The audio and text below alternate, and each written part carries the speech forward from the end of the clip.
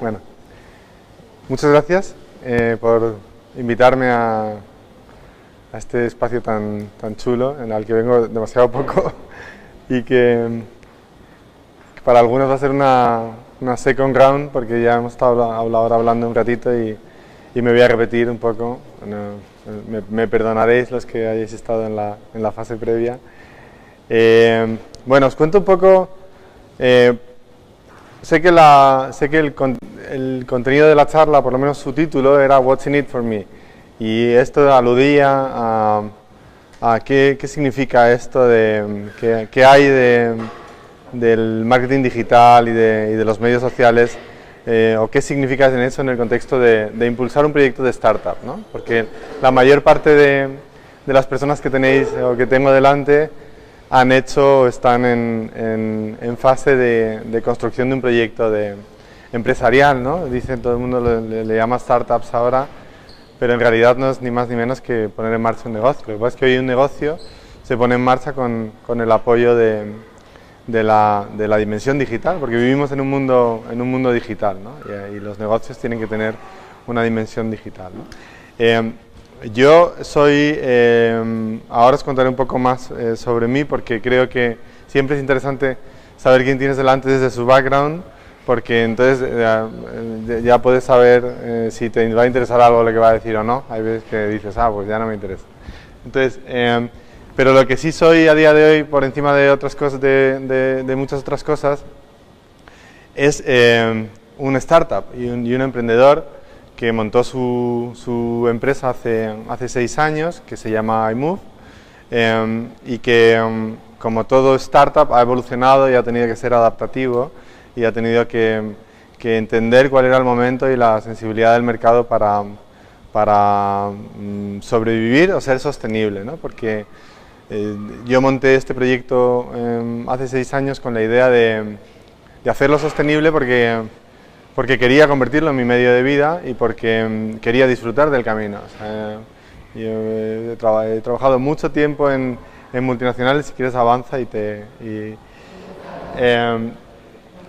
una más. En el pasado he tenido un recorrido que me llevó desde unos inicios en el entorno de la tecnología y la consultoría en IBM, donde yo siempre digo que el primer trabajo de las personas o su primera experiencia profesional son los cimientos, ¿no? Es donde le marca mucho, es como nuestros primeros años de edad, ¿no? Es cuando nos construimos emocionalmente, etcétera. Pues profesionalmente yo creo que nos construimos en nuestras primeras experiencias profesionales, ¿no? Por lo tanto, son especialmente importantes, ¿no? Porque nos aportan también una serie de valores que luego vamos a tener que sostener a lo largo del tiempo, ¿no? Después pasé por una empresa que se llamaba Tecnoland, que era una empresa muy curiosa, que ha generado la diáspora de emprendimiento más grande que ha habido en España, y fue una agencia digital multinacional, de una gran dimensión, que se creó en España con el impulso de varias personas que tenían un perfil muy emprendedor y que además constituyeron una cultura muy emprendedora dentro del propio proyecto, que se transmitió a la gente. Fue un proyecto que acabó mal, porque acabó en un cierre y en una suspensión de pagos, que generó una diáspora de empresas que debería ser estudiada, ¿no? Ya se ha escrito sobre ella. Hay un cómic de David Cantoya que habla de esto mismo, que era uno de los fundadores de Tecnoland.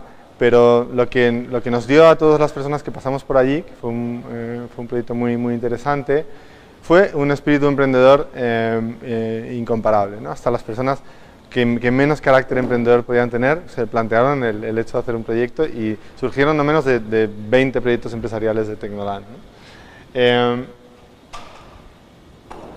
Mi siguiente experiencia empresarial fue crear una empresa en España que se llama Concept, filial de una empresa alemana.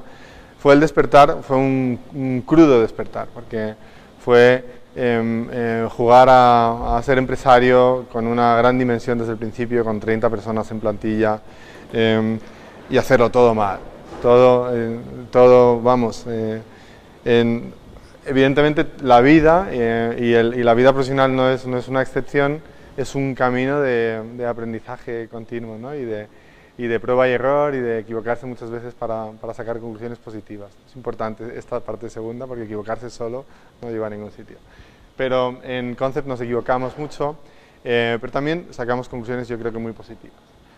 Después trabajé en TBWA, que es un gran grupo de comunicación y de publicidad a nivel mundial.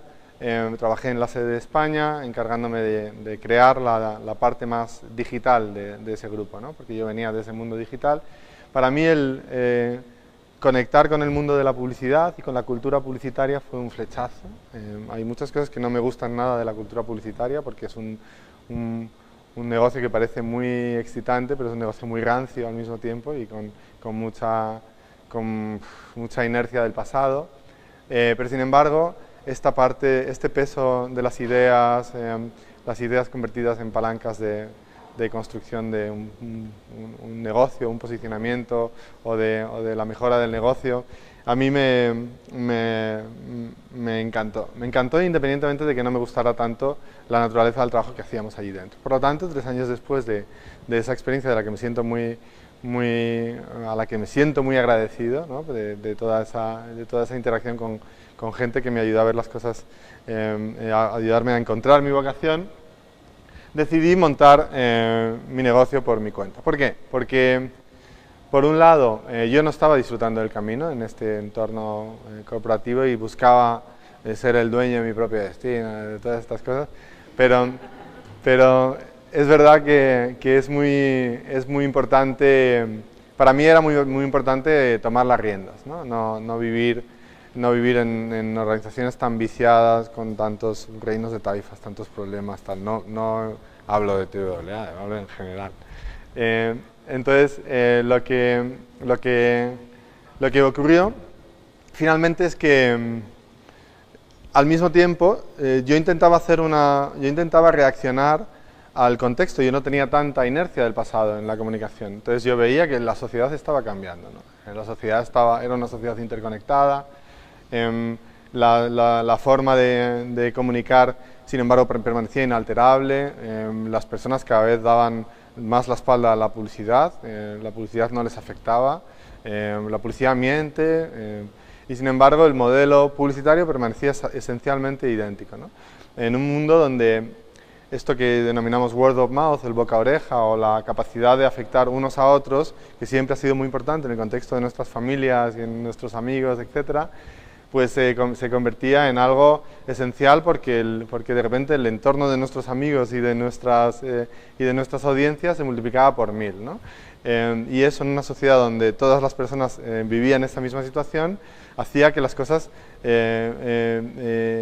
cambiaran profundamente, hasta el punto de que la comunicación que no convertía a conversación y que no se convertía en un motivo de conversación posteriormente, pues prácticamente era transparente, ¿no? Al mismo tiempo, el rol de la publicidad también cambiaba, ¿no? Cambiaba desde un enfoque más de interrupción y de informativo. Antes no teníamos el acceso a la información que tenemos hoy en día, con lo cual la publicidad cubría incluso un rol informativo, ¿no? de informar de la existencia de un producto y de conectarlo con una necesidad tuya, si es que la tenías, o de construirla, ¿no? Ahora no, ahora la publicidad adopta la forma de contenido y entonces ya no es solo un spot, sino que encima tiene que convertir la conversación, tiene que involucrarte, tiene que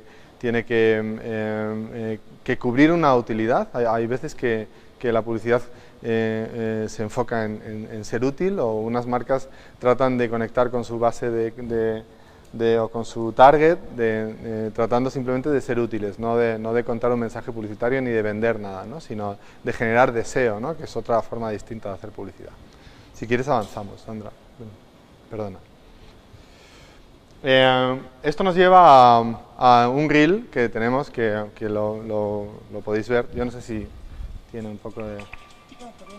Nada, no pasa nada, no es necesario. Que no es nada más que un resumen de esto, pero es un resumen orientado a la práctica. Cuando nosotros creamos iMove, sabíamos que no podíamos crearlo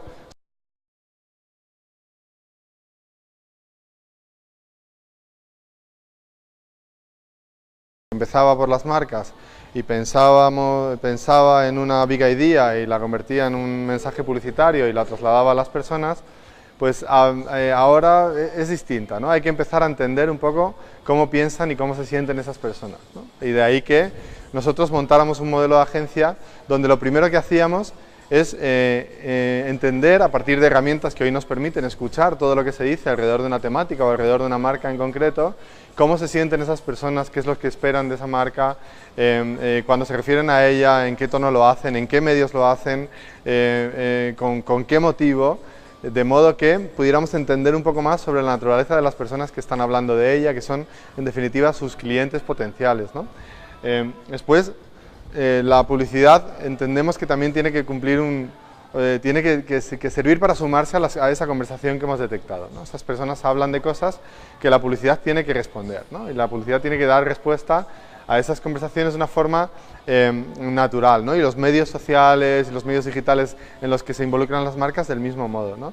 Pero también tiene que tratar de crear cosas, de crear experiencias de todo tipo a partir de insights que hemos visto o de necesidades básicas que hemos detectado en esas personas que podemos cubrir de una forma efectiva a través de contenido, ¿no? Porque estamos hablando de que las campañas, iba a decir nuestras campañas, porque recientemente todas las campañas adquieren la forma de contenido, ¿no? Ya no hay un solo spot que recordemos que no se convierta en un contenido en sentido estricto y que tenga casi más visionados en YouTube cuando lo recordamos que en la exposición en medios masivos, ¿no? Un spot tiene que tratar de conseguir eso también, incluso en televisión, ¿no?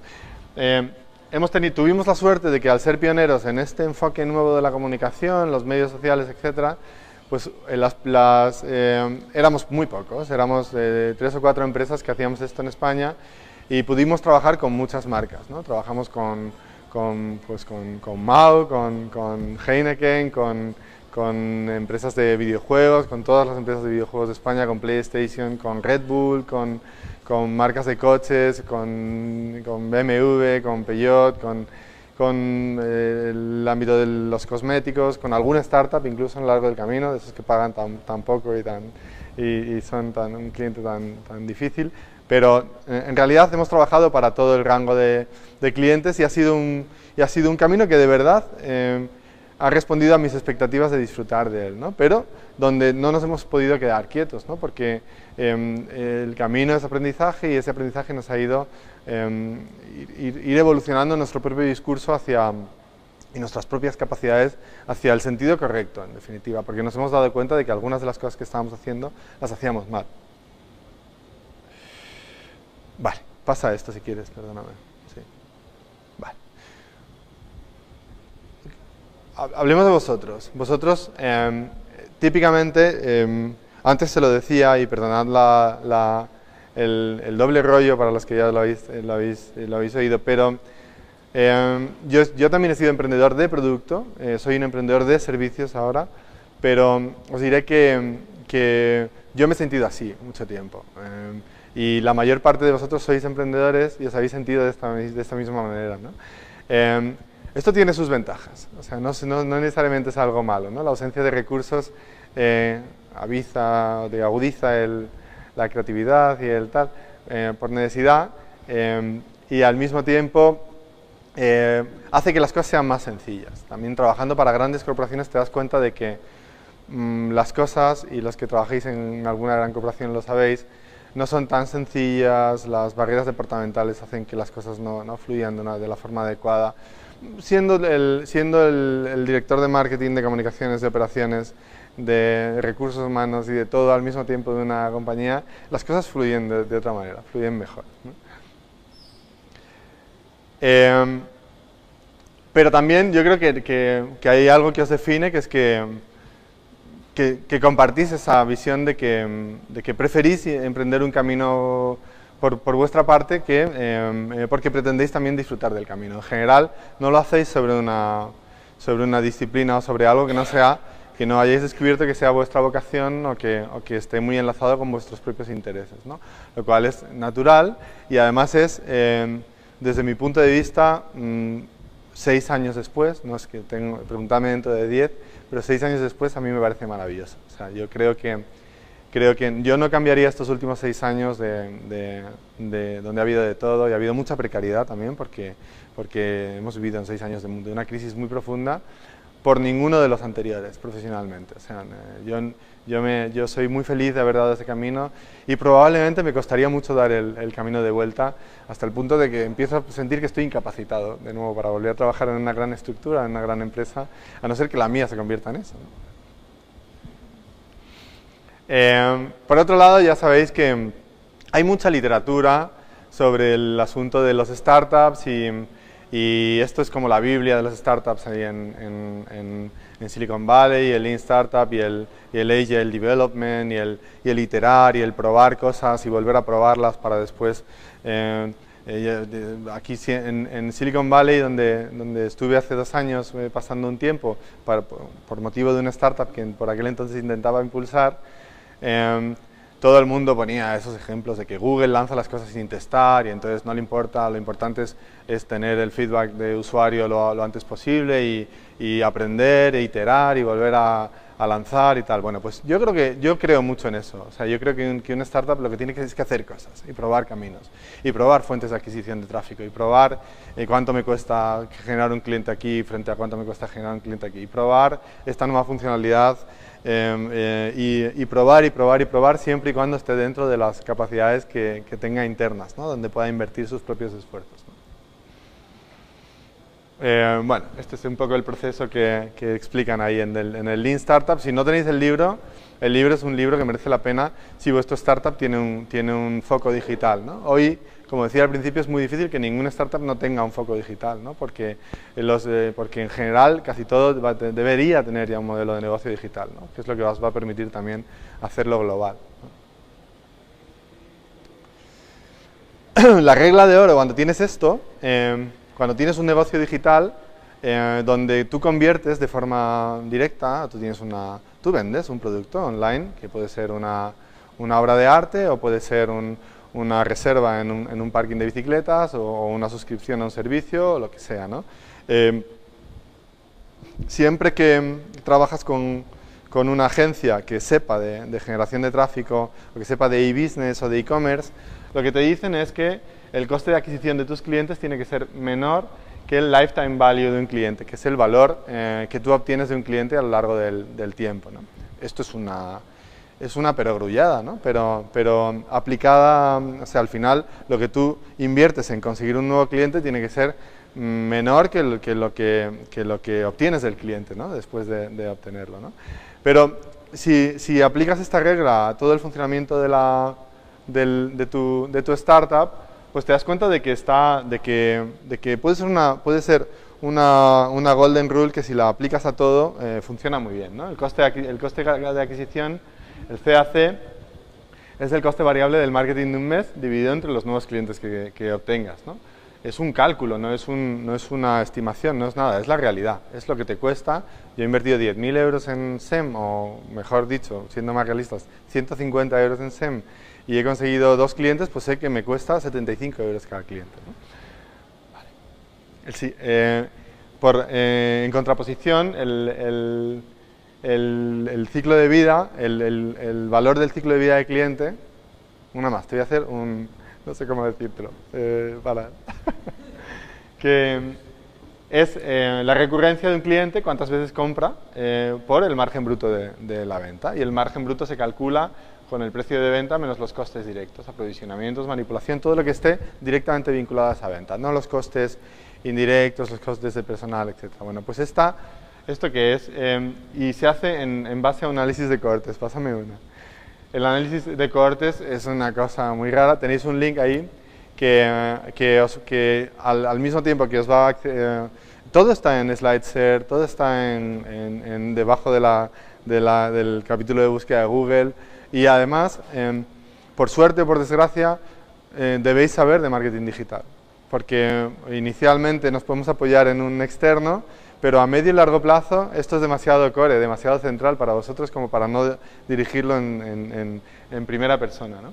En ese link que tenéis ahí hay una presentación que profundiza sobre esto y que explica además qué es esto del análisis de cortes y algunas otras cosas que son más que interesantes para una startup, ¿no?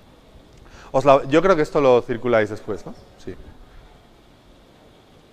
Bueno, el campo de juego para una startup es un campo de juego, efectivamente, si quieres, pero que está lleno de donde la pelea es así, es un campo de juego porque estamos en el terreno de enjoy the ride, ¿no? Pero sabemos que vamos a tener que competir, sabemos que vamos a tener que correr más que el startup de al lado que hace lo mismo, sabemos que nuestro destino es que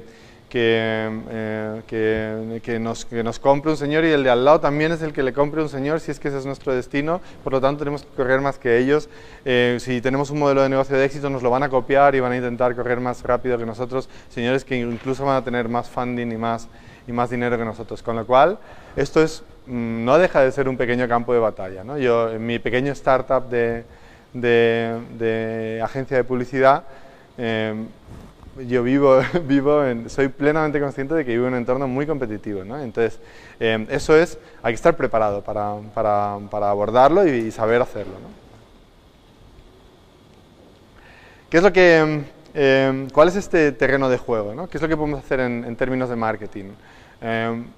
Simplificando la realidad, como a nosotros nos gusta hacer, cuando decimos que vamos a ver el coste de adquisición, pues bueno, pues vamos a verlo por acciones que hacemos oye, pues ¿cuánto nos cuesta captar un cliente desde nuestro programa relacional o nuestra newsletter? ¿Cuánto nos cuesta hacerlo a través de PPC o a través de Google?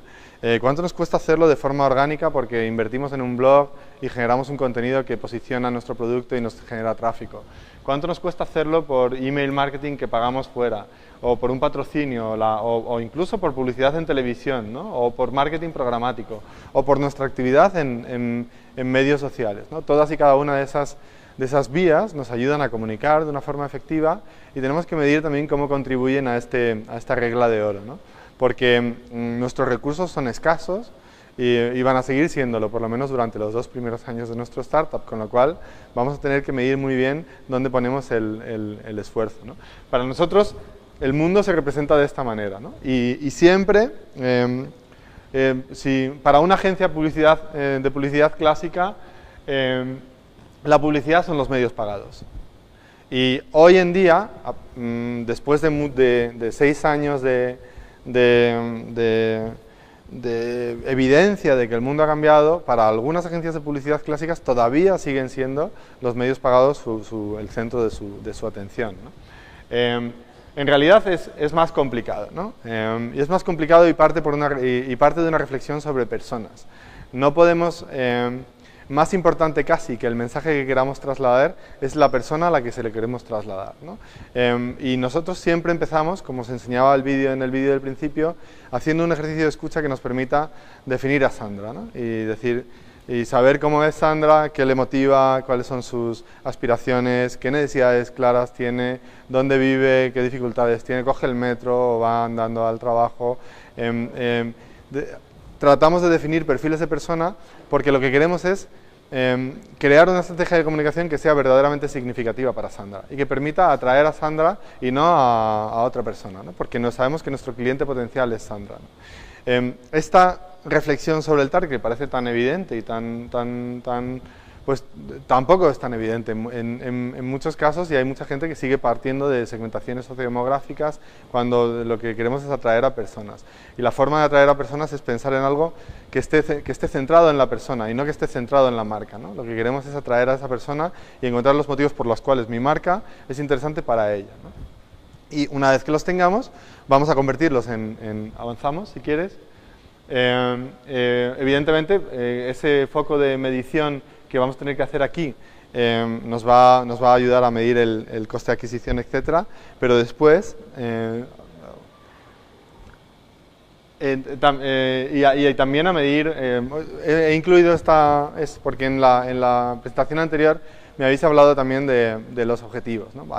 Evidentemente, cuando nosotros hemos vivido mucho, al ser pioneros en la parte más de social media al principio, muchas marcas que nos decían: queremos estar en social media, queremos estar en Facebook. Incluso os diré que lo hemos hecho a veces. Lo hemos hecho, sin preguntarles muy bien por qué querían estar en Facebook. En los primeros años lo hacíamos.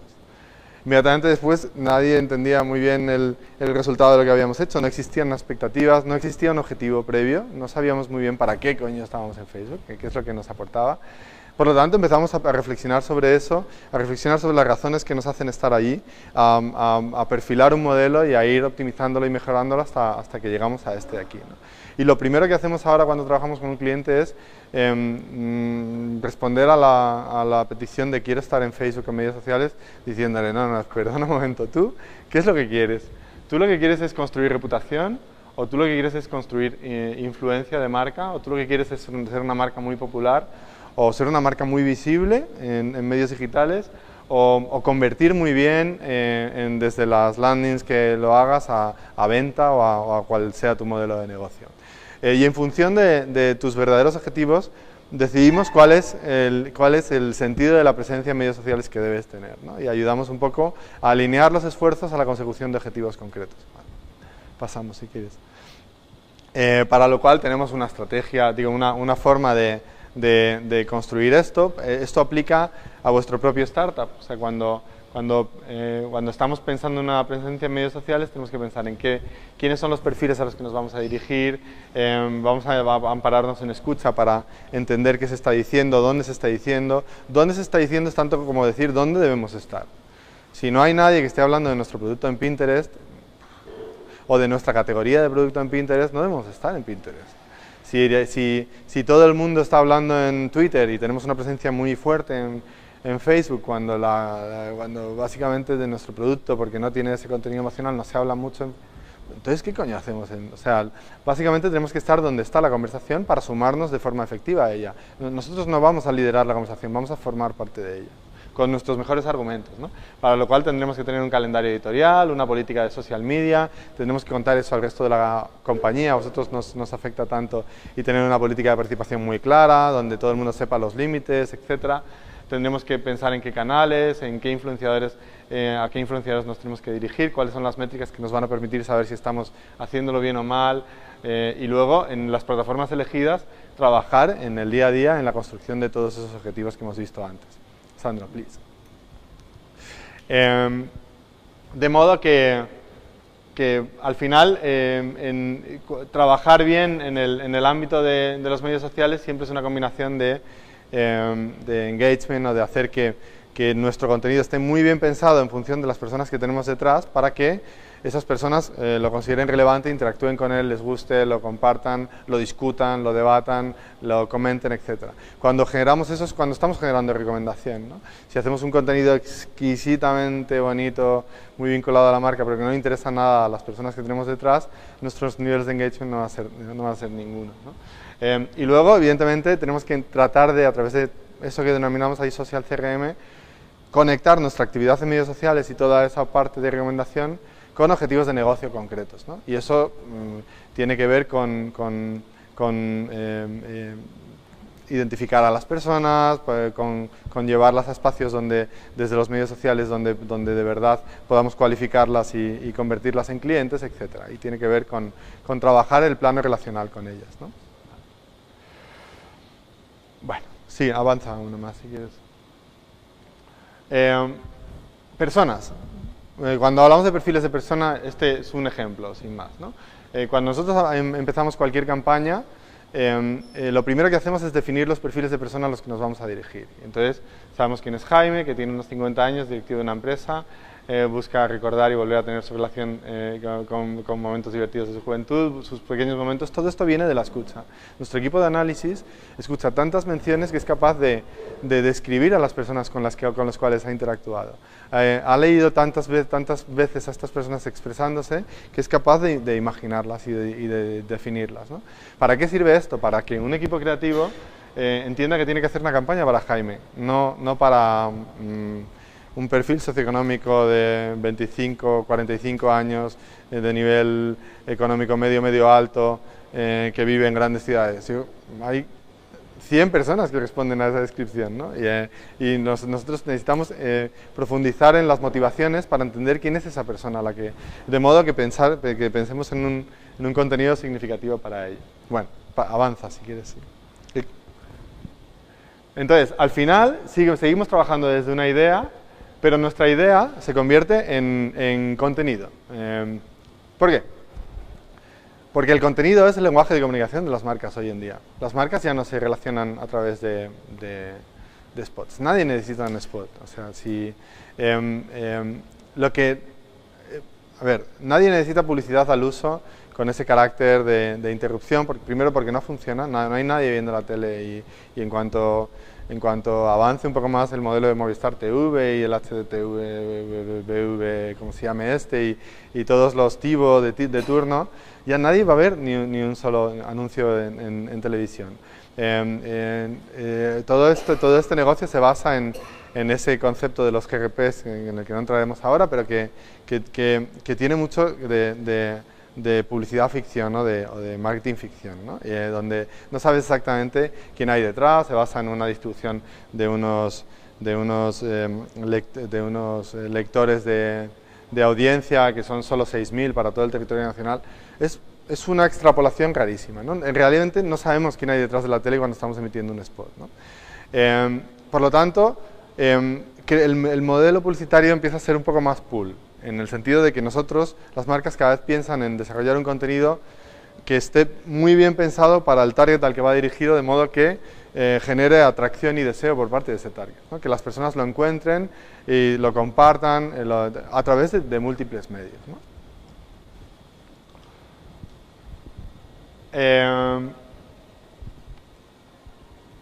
El contenido es lo que importa y este contenido tiene que estar centrado en las personas a las que nos dirigimos. Nos van a encontrar. Si ese contenido responde avanzamos si quieres, responde en lugar de comunicar productos, supone un producto de comunicación. ¿Qué es un producto de comunicación? Algo que es al mismo tiempo útil y entretenido, ¿no? Avanza un pelín. Luego, ahora os voy a poner algún ejemplo para que no nos quedemos solo en la teoría, ¿vale? En este nuevo modelo donde las cosas son sociales y están en línea, donde el modelo publicitario tiene que ser alineado y útil para las personas, tiene que ser participativo, les tiene que dar un rol a las personas, tiene que ser directo, tiene que estar basado en todo tipo de nuevos formatos que cada día redescubrimos y descubrimos nuevos, y es medible. Guess what? O sea, nos olvidamos de los GRPs y de audiencias que nos dice que ha tenido de lecturas que ha tenido nuestra publicidad en el Hola, porque no necesitamos hacer extrapolaciones, es medible, sabemos las personas que lo han visto, sabemos las personas que han hecho clic, sabemos las personas que lo han compartido, etc.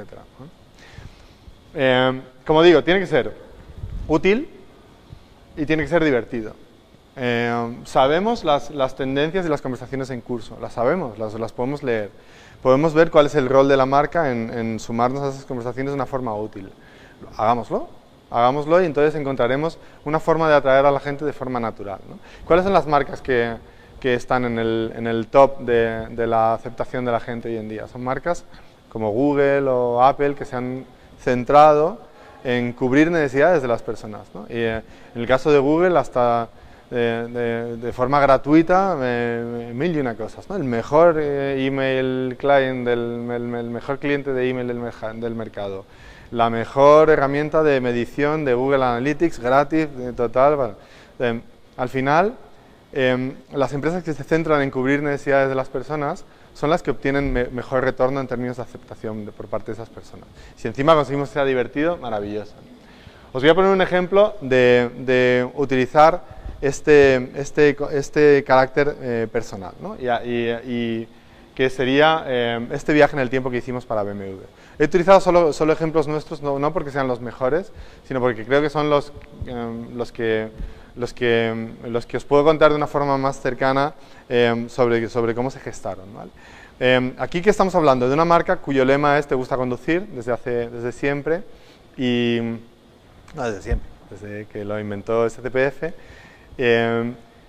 y que está posicionada en el disfrute de la conducción, ¿no? Sobre todo, ¿no? Entonces, nosotros vimos una oportunidad cuando Facebook, avanza si quieres, lanzó su... Avanza del todo, sí, un par de ellas más. Ahí estás bien. Lanzó su nuevo timeline, ¿no? Hizo, si recordáis, Facebook lanzó su nuevo timeline, hizo un vídeo donde aparecían como muchas menciones y te contaba cómo iba a funcionar, era como un vídeo muy emocional que te contaba la historia de tu vida, ¿no? Y entonces a través de ese vídeo explicó que ahora las cosas iban a ser distintas en Facebook, ¿no? Nosotros, pensando en utilizar la identidad social de la gente para comunicar de un modo más efectivo, tratamos de hacerlo personal. ¿Para qué? Para añadir especificidad al mensaje de te gusta conducir, relevancia en el sentido de que vamos a intentar que este mensaje atraiga de verdad a personas para las cuales esto es relevante, y también sorpresa, ¿no? Porque la tecnología y los medios digitales nos permiten añadir sorpresa. Lo que hicimos fue crear nuestro propio timeline. Aproximadamente 20 días después de que Facebook lanzara su vídeo, nosotros creamos una acción que permitía a las personas entrar dentro de un espacio en Facebook donde les invitábamos a conocer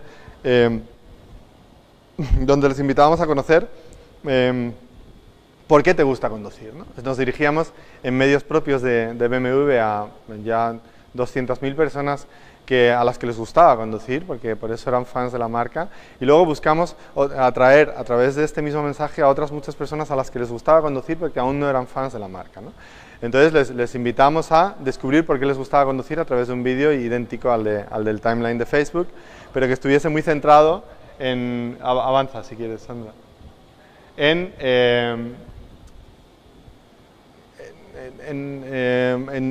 sorprender y en un contenido que fuese verdaderamente personalizado para las personas, ¿no? Entonces hablábamos de Alberto Castillo. Alberto había hecho simplemente clic aquí y utilizando su perfil de Facebook y su edad le contábamos la historia de por qué le gusta conducir. Teníamos 7 perfiles distintos de personas y utilizábamos referentes que habían sido importantes para él en su vida en función de su edad, y le contábamos la historia de las pequeñas cosas que le habían hecho amar la conducción hasta su edad actual, ¿no?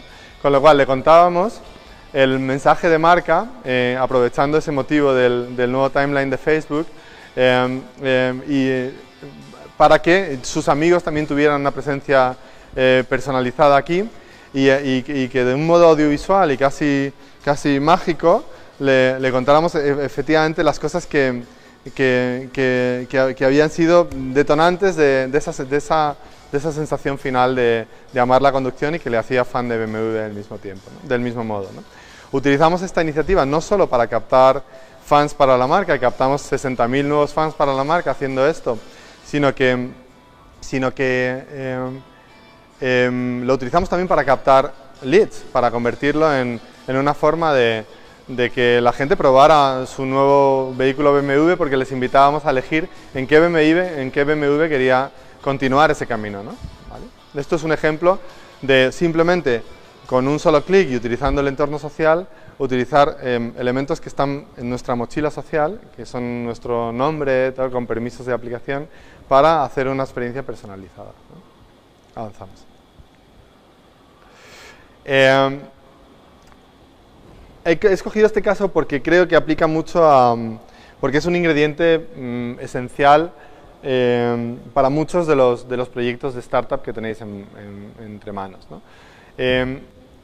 ¿Habéis oído hablar de la gamificación o de la gamification o la gamifica? No sé si se traduce bien al castellano, pero en cualquier caso es la capacidad de añadir recompensas intrínsecas y extrínsecas a la experiencia de uso de nuestro producto para hacer que sea más útil y más entretenido, como decíamos al principio, y para añadirle valor, ¿no? O sea, os voy a poner este ejemplo porque creo que es muy significativo de una iniciativa que tiene que ver con formación, ¿no? Y en este caso, PlayStation lo que lanzaba es tenía la necesidad de que todo su personal de punto de venta, que son tiendas Game, la FNAC, el Corte Inglés, todo el mundo que vende artículos PlayStation, conozca muy bien el producto PlayStation, porque sabe que la gente que conoce el producto PlayStation, o sea, si hay un gran nivel de conocimiento de tu producto, vendes más, no hay más. La gente de trade marketing lo sabe claramente esto, ¿no? Y sin embargo, todas las extranets de formación, todos los las webs de formación del canal, tal, tienen telarañas, no entra nadie, o sea, porque son un coñazo, porque no hay nadie que quiera interrumpir su jornada de trabajo para entrar en una jornada formativa, etc. Entonces, nosotros lo que les planteamos es no añadir gamificación a un entorno de formación, sino crear un juego y crear un entorno de gamificación donde los objetivos por debajo fueran formación, ¿no? De modo que os lo enseño directamente. Avanza, Sandra. Sí, sigue.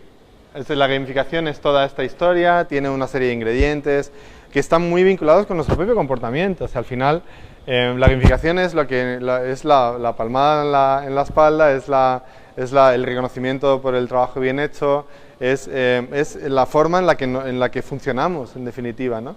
Llevado a un plano digital, pues tiene esos mismos ingredientes, pero los podemos aplicar a la propia experiencia de nuestro producto. ¿Por qué no pensar en cuál es la dimensión gamificada de nuestra galería de arte o de nuestro negocio de dibujos, o por qué no permitir que la gente, a medida que se involucre más con nosotros, tenga también un retorno desde el punto de vista emocional y desde el punto de vista económico incluso, ¿no?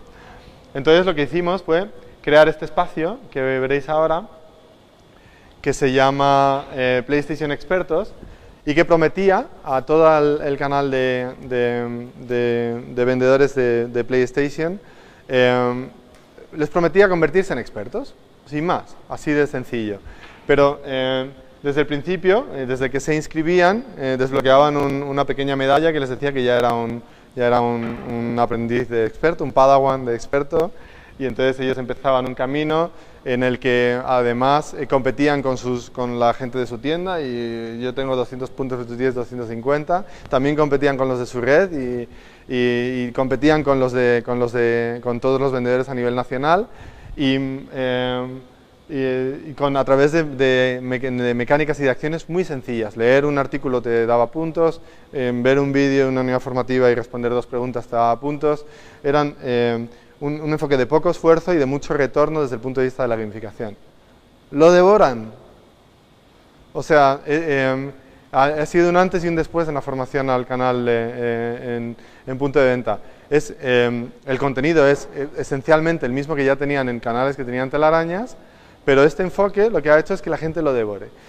Hasta el punto de que mucho del éxito que han tenido en el lanzamiento de PlayStation 4, etcétera, que ha sido un gran éxito en todos los países, parte del éxito incremental que han tenido local lo asignan a esta iniciativa y al nivel de conocimiento que tienen los vendedores. Todos los vendedores lo usan, todos acceden a todo el contenido. O sea, es una iniciativa completamente un éxito total desde el lado de la gamificación. Simplemente para nosotros era una duda, no sabíamos.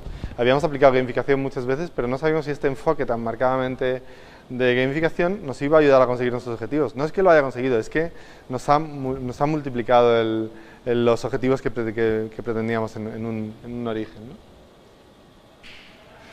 Otro ejemplo.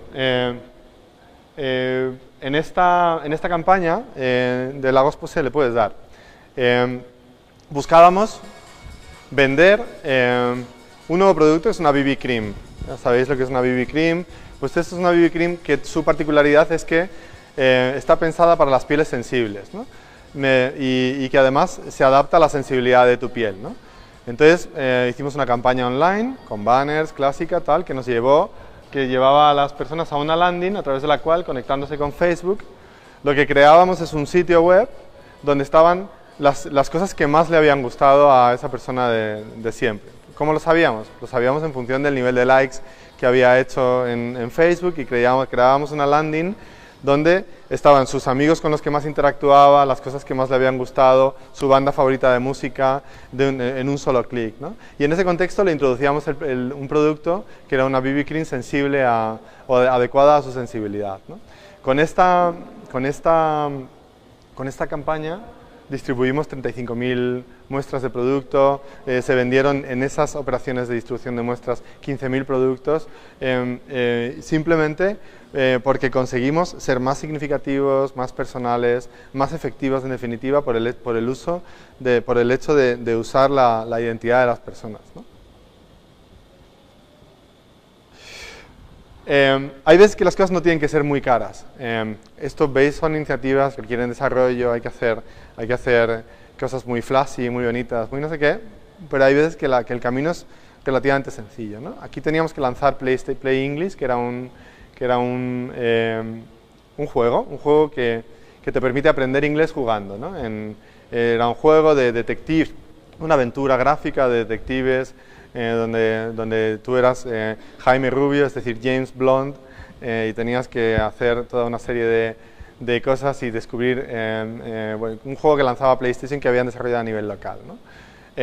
Nuestra primera pregunta es, oye, ¿cómo identificamos a personas en Facebook, porque era nuestro campo de juego, que estén interesadas en el juego? Entonces, lo primero que hicimos fue crear un perfil conversacional con Vaughan, donde podías hablar en inglés, podías hacerte amigo de un perfil conversacional que se llamaba Play English, y donde podías hablar en inglés en el muro de Facebook gratis, entre comillas, o sea, tener tus pequeñas lecciones de inglés y hablar con una persona, y entonces de esa forma atrajimos a miles de personas que estaban interesadas en aprender inglés, ¿no? Y a partir de ahí les propusimos entrar en una experiencia inmersiva con el juego, y ahí así que teníamos una aplicación que te permitía conocer la mecánica del juego y luego acceder a una oferta del juego, etc. También funcionó, básicamente es todo lo que hicieron en términos de comunicación del juego, y les funcionó muy bien, ¿no? Este caso os lo he contado algunos antes. Peugeot quería lanzar su gama de híbridos y de eléctricos al mercado, y entonces nos pidió ayuda para decir, oye, tenemos 4 meses por delante, ¿qué es lo que deberíamos hacer? Escuchamos lo que se decía en el ámbito de la movilidad sostenible sobre Peugeot, y no se decía nada. O sea, Peugeot era inexistente en las conversaciones alrededor de movilidad sostenible en las ciudades, ¿no? Con lo cual, lo que le propusimos fue crear una estrategia de contenido de este tipo, donde se daban consejos de conducción en un tono muy amable y basado en ilustración, y crear un espacio que se llamaba la nueva movilidad, que permitía a las personas declararse a favor de opciones más sostenibles de movilidad. Era un movimiento declarativo, impulsado por Peugeot, pero propiedad de las personas, ¿no? ¿Con qué objetivo? Con el objetivo de incrementar menciones de generar muchas menciones alrededor de movilidad sostenible y Peugeot, ¿no? Por parte de personas que además eran target natural de la oferta de vehículos de Peugeot, ¿no? De modo que captamos aquí 20.000 personas que estaban interesadas en la movilidad sostenible, que se declararon a favor de opciones más sostenibles de movilidad, que lo contaron en Facebook y en Twitter en el territorio de Peugeot, ¿no? Y al mismo tiempo esas personas obtenían una serie de beneficios por parte de la marca en acceso preferencial a su oferta, en descuentos en la gama de lanzamientos de producto, etc. Entonces, y además Peugeot obtenía una base de datos de 20.000 personas a las cuales comunicar de una forma efectiva su oferta después, ¿no?, del lanzamiento. Vale. Este es el espacio. Este ya os lo he contado también. Hay veces que la oportunidad es tan tonta como aprovechar una palanca, y de nuevo volvemos a hablar de cosas que no cuestan mucho dinero, que simplemente hay que estar atento y saber cuándo encaja, ¿no? Esto es la antesala de los cuartos de final de una de esas Eurocopas que no ganábamos, justo la anterior a las que ganábamos, y jugábamos con Italia. Nunca habíamos pasado con Italia de unos cuartos de final, era nuestra bestia negra. Vimos que había un gran volumen de búsquedas en Google alrededor del Mundial, vimos en una herramienta tecnológica que nos lo dice, que se llama Google Trends, y dijimos, coño, ¿por qué no hacemos algo relativo al Mundial que conecte muy bien con la sensibilidad de la gente? Vimos lo que comentaba la gente alrededor del Mundial, todo el mundo estaba absolutamente apesadumbrado porque sabía que era la antesala de un drama, ¿no?, y nos iban a volver a dejar en la estacada. Entonces nos inventamos un santo, creamos un santo que se llamaba San Cuartos, y que permitía que todo el mundo, que era una forma de que todo el mundo se encomendara a un santo para pasar, ¿no? Era la única forma de pasar con Italia, y entonces se lo contamos a varios medios de comunicación. Los medios de comunicación se interesaron tanto en la iniciativa que aparecieron todos los telediarios a través de esta landing, porque era una landing, era una página muy sencilla. La gente dejaba una vela y ponía su mensaje de apoyo a la selección. Pasaron 85.000 personas por esa landing sin hacer ningún tipo de comunicación, nada más que los telediarios en 2 días. Y lo utilizamos para comunicar el lanzamiento de PlayStation de aquel momento, que tenía que ver con el fútbol, porque todo era una estética de fútbol chapas que se llamaba Play Chapas, ¿no? Incluso el 15% de las personas que participaron venían de Italia, con lo cual hasta los italianos se enteraron y empezaron a pelearse con nosotros en ese campo de juego con las velas, ¿no? Entonces, al final fue una iniciativa de un coste muy reducido, que le permitió darse a conocer a un producto que hasta entonces era completamente desconocido. Fue el punto de partida de la campaña de lanzamiento. Avanzamos si quieres.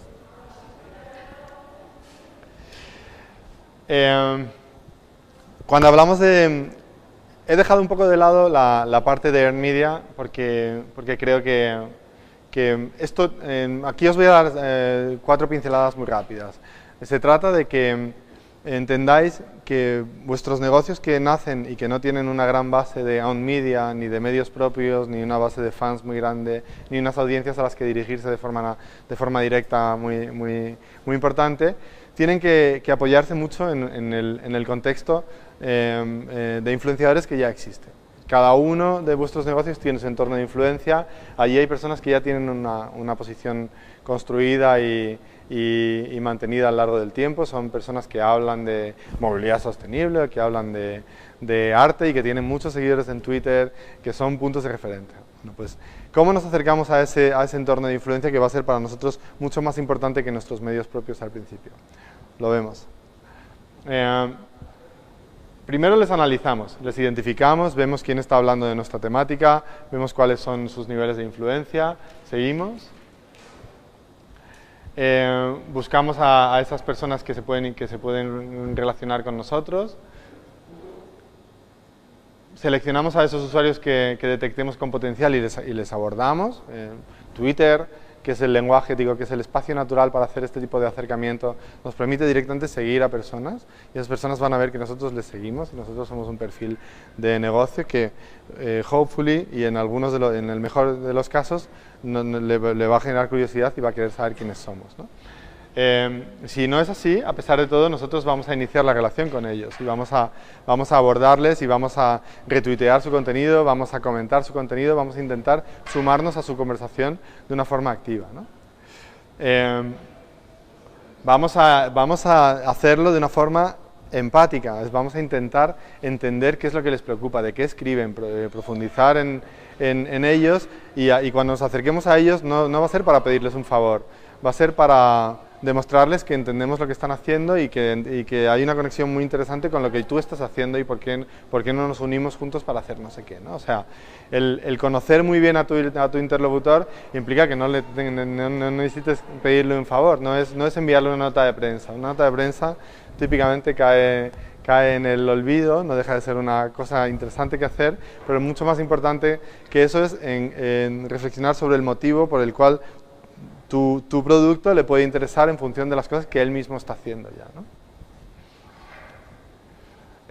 Después, evidentemente, cuidas la relación. Esto es un camino de medio plazo. Nadie espere obtener un resultado en términos de comunicación y PR con los medios propios que vais a tener espectacular a corto plazo, sino que de forma natural vamos a ir formando parte de la comunidad de destino en la que queremos formar parte. Vamos a empezar a relacionarnos con uno, con dos, ese nos va a presentar a otra persona y a partir de ahí vamos a desarrollar otra relación, pero eso va a ser un brand equity o un valor de marca que vamos a ir generando con el paso del tiempo y de forma progresiva, pero nunca va a retroceder. O sea, al final, siempre, en un momento determinado, cuando necesitemos activarlo y pedir favores, siempre es importante haber tenido una relación donde no siempre ha sido el utilitarismo, ¿no? La base de la relación con ellos.